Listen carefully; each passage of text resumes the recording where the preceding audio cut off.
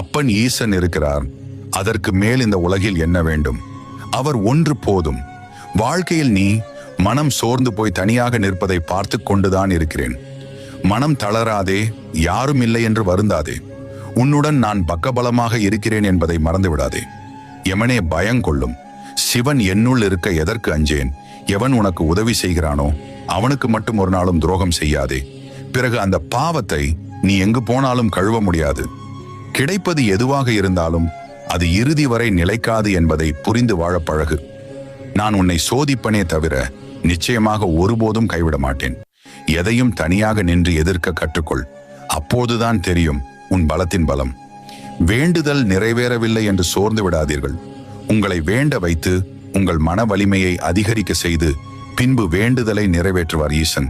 கஷ்டங்கள் தெரியாமல் பிள்ளைகள் சுகமாக வளர வேண்டும் என்று நினைக்கும் பெற்றோர்கள் ஒன்றை மறக்க